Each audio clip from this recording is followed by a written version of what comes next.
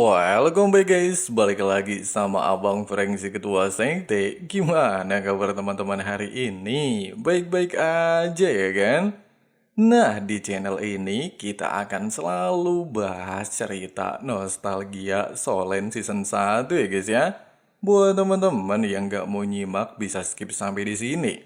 Tapi buat teman-teman yang pengen nostalgia bareng Abang Frank, langsung aja simetriskan posisi rebahan, simetriskan pandangan kalian juga. Inilah waktunya kita baku hantam. Setelah memasuki jalur neraka yang dipenuhi dengan aura pembantaian, hal itu secara tidak langsung juga membuat aura membunuh di tubuh Hulaina mulai tidak terkendali. Semua hal di tempat ini sesuai dengan dugaan Tangsan, di mana cairan neraka berasal dari tempat ini, serta para jiwa yang mati juga terserap ke tempat ini.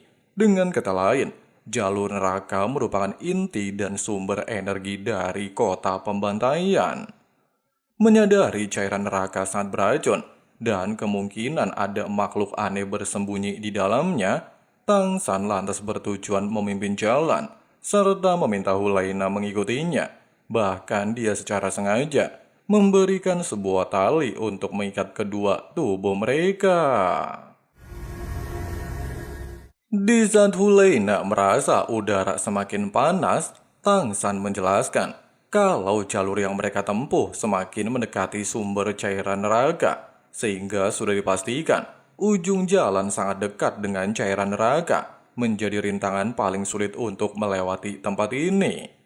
Tidak berselang lama, melihat banyak tengkorak bergeletak di sepanjang jalan, Tangsan beranggapan pastilah karena rasa tidak saling percaya. Terlebih lagi setiap orang memiliki tujuan masing-masing dan tiba-tiba...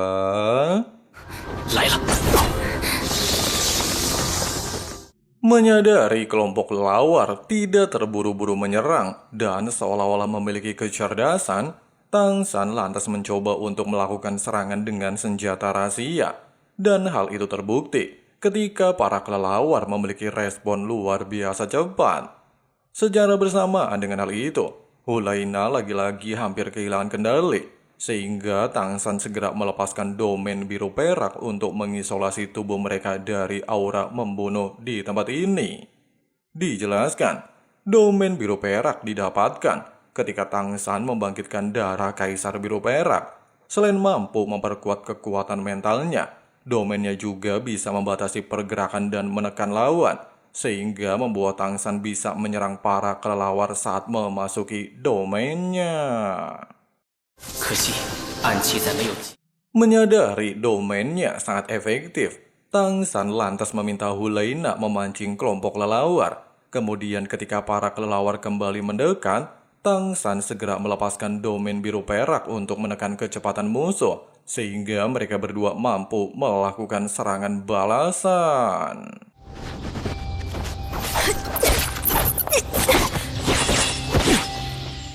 Di saat Hulaina beranggapan Tangsan benar-benar menjadi rekan luar biasa dan bisa saja menjadi musuh mengerikan, Tangsan sendiri segera memintanya untuk bergerak. Pasalnya tindakan sebelumnya hanya akan mengusir kelelawar sementara waktu. Hanya saja belum sempat mereka berlari terlalu jauh, mereka kembali mendapatkan masalah. Kali ini bukan hanya kelompok kelelawar, melainkan Raja Kelelawar Kepala 3 juga menunjukkan diri. Tidak ingin mengambil resiko ketika Hulaina melepaskan tulang roh pesona, Tangsan juga melepaskan domain biru perak, sehingga mereka berdua memiliki kesempatan untuk melakukan serangan. Meskipun di momen ini, Tangsan berhasil menghancurkan salah satu kepala Raja Kelelawar, namun sayangnya jalur yang mereka lewati berhasil dihancurkan, sehingga membuat mereka kehilangan pijakan. Tepat ketika mereka berdua sempat terjatuh, Tangsan lantas mengutamakan keselamatan Hulaina, sehingga mampu menemukan celah untuk menopang tubuh mereka.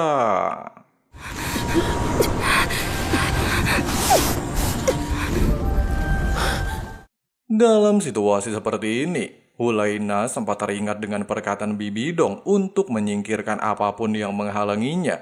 Namun dikarenakan dia telah menaruh rasa kepada Tang Yin alias Tang San, Hulaina terlihat mengabaikan ucapan Bibi Dong dan menarik tubuh Tang San.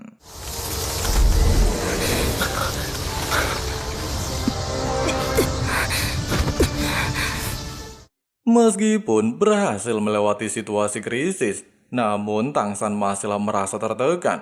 Pasalnya Raja Kelelawar ternyata memiliki kemampuan regenerasi, serta terus-menerus mencoba menghancurkan jalur yang akan mereka lewati. Mendengarkan hal itu, Hulaina lantas berinisiatif menggunakan kecepatannya untuk menggagalkan aksi kelompok kelelawar menghancurkan jalur, sementara Tang San segera mengikutinya dan melepaskan domain biru perak, sehingga berhasil mengusir beberapa pasukan kelelawar. Menyadari satu-satunya cara terbebas dari situasi seperti ini hanya dengan menemukan inti Raja Kelelawar untuk membunuhnya, Hulaina lantas memutuskan untuk membantu Tang San melakukan rencananya, serta mencoba untuk menemukan inti tubuh musuh mereka.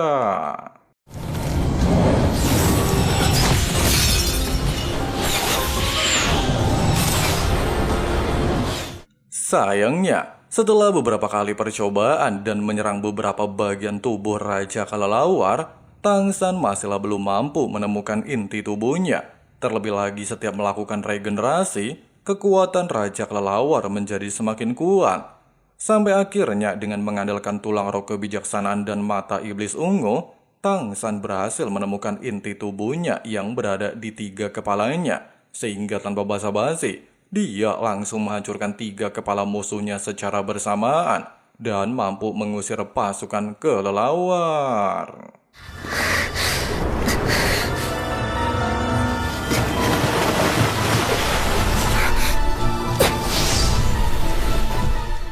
Meskipun berhasil mengatasi masalah barusan, namun menyadari kekuatan roh mereka semakin menipis, Hulaina lantas meminta Tang San untuk sementara waktu beristirahat dan memulihkan kekuatan. Di sisi lain, meski Raja Kota Pembantaian sempat terkejut, Tang San dan Hulaina mampu bertahan setengah jalan, namun menurut asistennya, selama ribuan tahun, hanya ada 8 orang yang bisa melewati jalur neraka, termasuk Bibi Dong dan Tang Hao, sehingga mereka tidak bisa menjamin apakah Tang San dan Hulaina juga mampu melewatinya.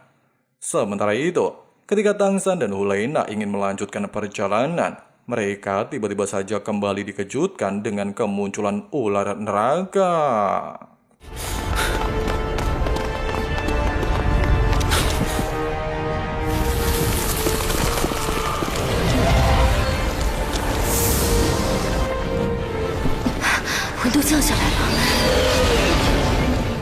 Melihat sang ular mampu mengeluarkan kabut racun serta bentuknya sangat aneh, Tang San menduga kalau dia pastilah ular matahari kepala 10, serta memiliki 9 titik inti yang harus dihancurkan jika ingin membunuhnya.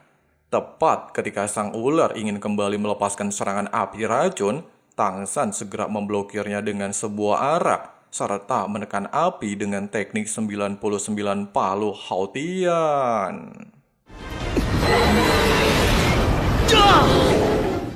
Meskipun Hulaina mencoba mengambil kesempatan untuk menghancurkan salah satu inti monster, namun sayangnya lapisan tubuhnya sangat kuat, sehingga membuatnya cukup kesulitan melakukan tugasnya.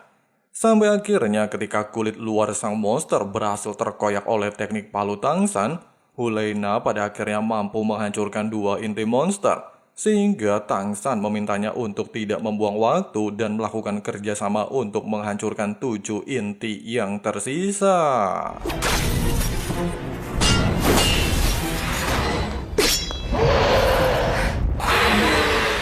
Dengan kerjasama luar biasa Edun, mereka berhasil menghancurkan 6 inti dalam waktu singkat.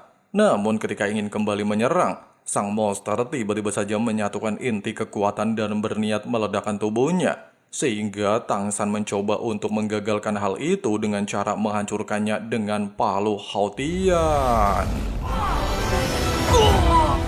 Tidak menyerah dan satu-satunya cara hanyalah menekan ledakan, Tang San justru bertindak nekat untuk terus melakukan perlawanan, serta menggunakan seluruh kekuatan dan melepaskan teknik 99 palu acak. Selain berhasil membunuh sang monster, Tang San juga mendapatkan pil monster yang memiliki efek menangkal segala jenis racun ular. Nah, menyadari terlalu lama berada di tempat ini bisa membuat mereka semakin cepat kehilangan kendali, bahkan jalur neraka seolah-olah pengen roboh. Tang San lantas meminta Hulena berjalan menuju sebuah cahaya yang kemungkinan jalan keluar. Di momen ini, Hulena benar-benar tidak lagi mampu menahan kendali tubuhnya. Bahkan dia seolah-olah melihat Tang San bocil tepat di hadapannya dan berniat melakukan serangan.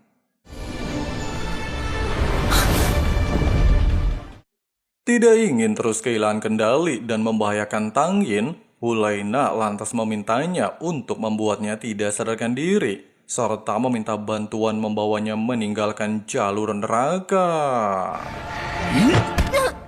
Singkatnya, menyadari sumber energi dari kota pembantaian adalah cairan neraka, bahkan racun yang dihasilkan sulit untuk diatasi.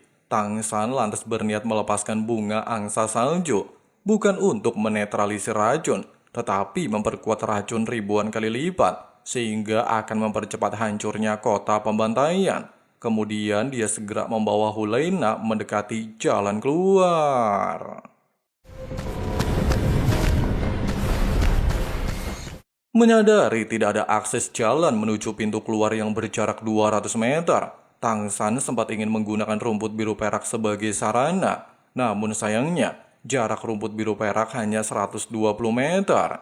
Secara bersamaan dengan hal itu, dan Raja Kelelawar Kepala 3 kembali bangkit, Tang San pada akhirnya secara nekat menggunakan senjata rahasia Cakar Dewa, serta tulang roh eksternal, dan ledakan mata iblis ungu untuk membantunya menuju pintu keluar.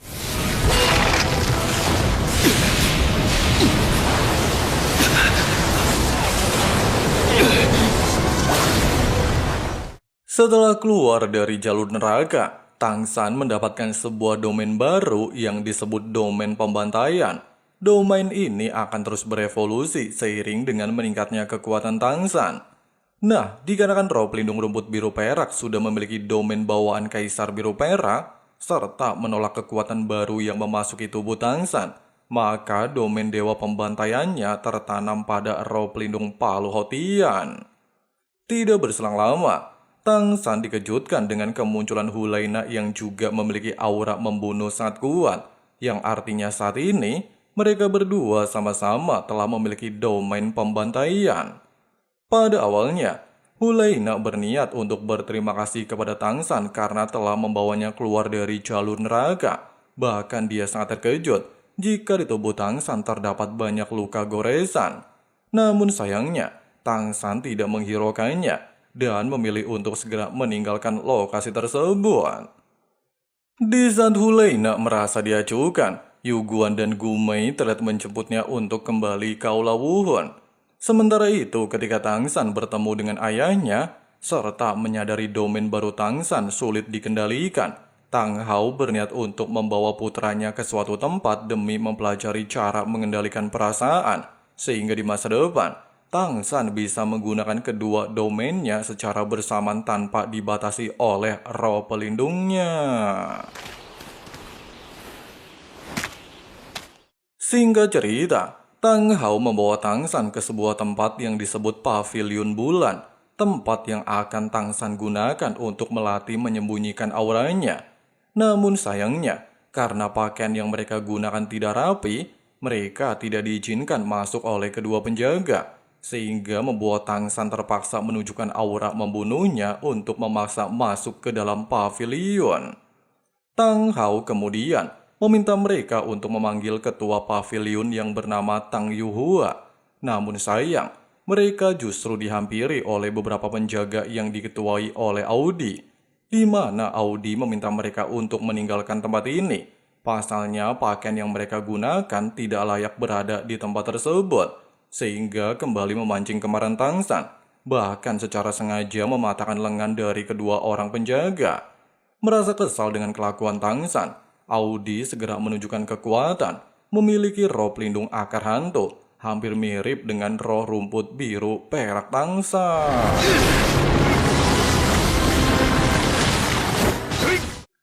Sayangnya, dikarenakan akar hantu adalah jenis roh pelindung turunan dari roh rumput biru perak, kekuatan yang dilepaskan Audi tidak bisa menekan Tangsan. Terlebih lagi saat ini, Tangsan masih belum bisa sepenuhnya mengendalikan domain pembantaian miliknya, sehingga membuat keadaan menjadi lepas kendali. Bahkan dia tidak mau mendengarkan perkataan Tang Hao dan berniat untuk membunuh Audi.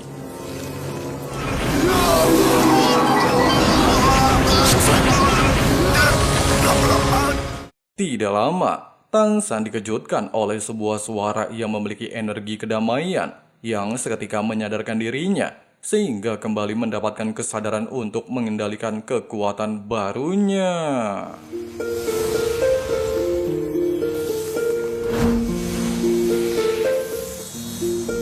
完全隐藏魂力的分毫斗罗，但感觉不到他的魂力波动。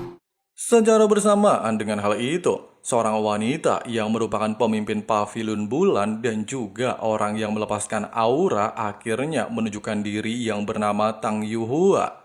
Namun siapa sangka setelah melihat wajah Tang Hao, seketika membuat Tang Yuhua kehilangan aura bangsawannya. Nah, diketahui jika orang ini adalah adik perempuan dari Tang Hao, juga merupakan bibi dari Tangsan. 你们跟我来。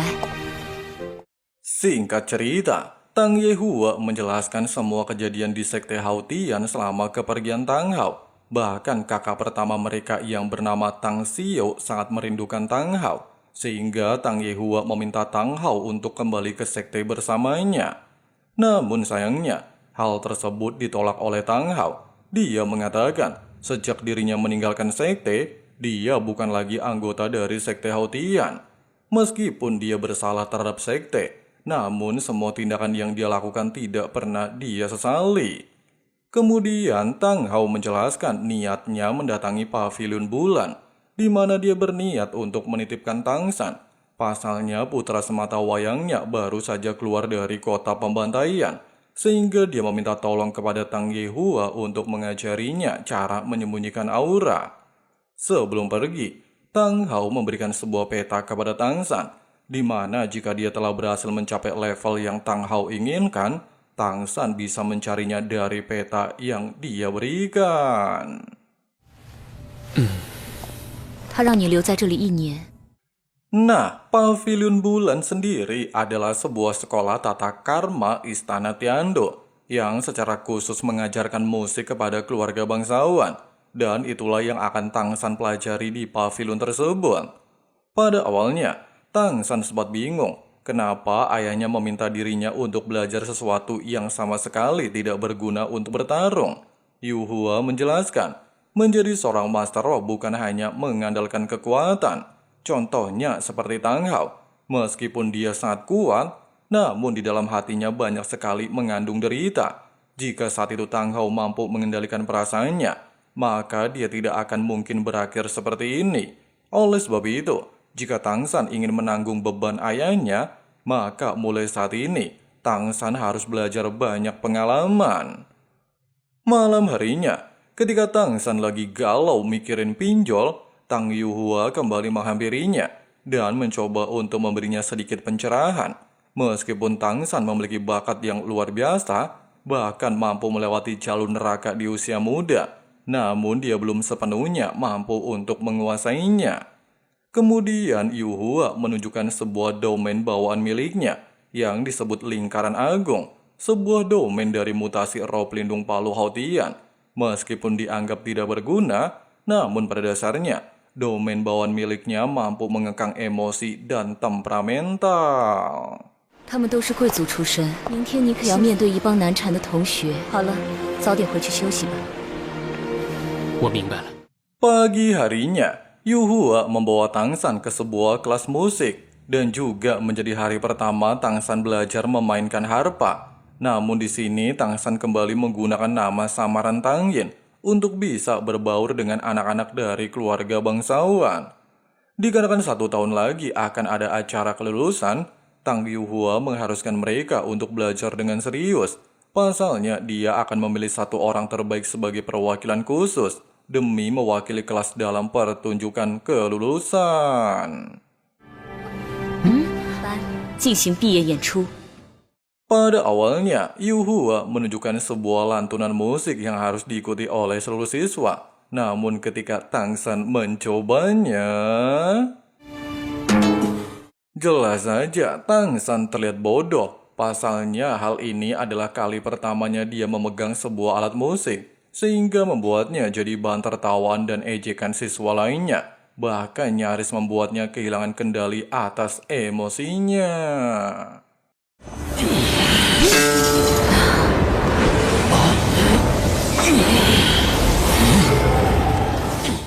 Setelah kejadian barusan, Tangsan mulai mempelajari banyak buku catatan tentang tata krama dan cara memainkan alat musik. Bahkan hanya dalam waktu beberapa bulan saja, dia mampu bersaing dengan para murid lainnya dan menjadi salah satu siswa terbaik di Pavilion Bulan. Sampai suatu ketika dalam latihan mengajak pasangan untuk menari, Tangsan terlihat ditolak oleh salah satu wanita bangsawan, bahkan membuatnya menjadi bahan ejekan. Pasalnya sebagai rakyat biasa, Tangsan harus sadar diri dan tidak layak untuk mengajak wanita bangsawan menari. Melihat hal itu jelas saja membuat Yuhua sangat panik dan ditakutkan Tangsan tidak bisa mengendalikan emosinya. Namun siapa sangka, setelah berada di Pavilion Bulan selama setengah tahun, Tangsan menunjukkan perubahan yang sangat drastis. Bukannya marah, dia justru memberikan ceramah no jutsu kepada murid lainnya tentang tata krama menghargai orang lain. Hal itu seketika merubah cara pandang beberapa murid terhadapnya yang dinilai telah memiliki sikap mulia seorang bangsawan. Di sisi lain, Pangeran Sui Xinghe yang ternyata adalah kakak dari Putri Sueke mendapatkan sebuah surat dari adiknya untuk menghadiri acara kelulusan. Sueke juga bertujuan untuk memperkenalkan kakaknya dengan Tang Yin. 也倍加推崇，你到底有什么魅力？ Singkat cerita, hari kelulusan Pavilion Bulan akhirnya tiba. Seluruh bangsawan bahkan Pangeran Sui Xinghe dan pamannya Sui Xing juga telah menghadiri acara tersebut. Pada awalnya seluruh orang yang hadir beranggapan jika perwakilan utama dari para murid adalah Putri Sueke. Namun sayang dugaan mereka semua salah, dan perwakilan tersebut adalah seorang pemuda bernama Tang Yin alias Tangsan. Singkatnya, dipimpin oleh Tang Yuhua sebagai guru Pavilion Bulan, seluruh murid membawakan sebuah melodi yang sangat indah, bahkan membuat seluruh orang di tempat tersebut terpukau dengan alunan musik yang dibawakan oleh Tangsan.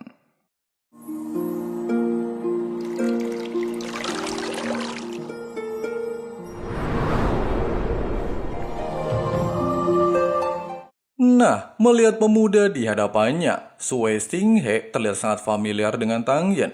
Bahkan dia beranggapan jika Tang Yin pastilah berasal dari sekte Houtian, sama seperti Tang Yehua. Pasalnya selain tidak memiliki celah, Tang Yin juga terlihat sangat tenang, seorang pemuda yang sangat sempurna. Singkatnya, pertunjukan akhirnya selesai. Seluruh orang yang hadir memberikan apresiasi atas penampilan yang diberikan Tangsan. Beberapa saat kemudian, ditemani oleh Pangeran Sui Xinghe, Putri Sueke telah mendatangi Tangsan. Meskipun sempat terkejut dengan hal itu, namun dikarenakan identitasnya saat ini sangat rahasia, Tangsan masih mencoba untuk menggunakan nama samaran. Nah, ternyata Pangeran Sui Xinghe berniat untuk mengundang Tangsan ke istana kerajaan Tiando untuk membicarakan mengenai ilmu alat musik harpa. Pasalnya adiknya sangat ingin belajar banyak dari dirinya. Namun sayang dikarenakan Tangsan memiliki urusan yang sangat penting saat ini, dia tidak bisa berjanji kepada Sui Xinghe. Malam harinya, Tang Yuhua menegaskan, sebelum pergi meninggalkan Pavilion Bulan, Tangsan harus selalu menjaga emosi dalam kondisi apapun, yang pasalnya keselamatannya adalah hal yang paling penting. Setelah Tangsan bertemu dengan ayahnya, Tang Yuhua berjanji akan menunggu Tangsan di sekte Houtian untuk memberikan penghormatan kepada para leluhur sekte.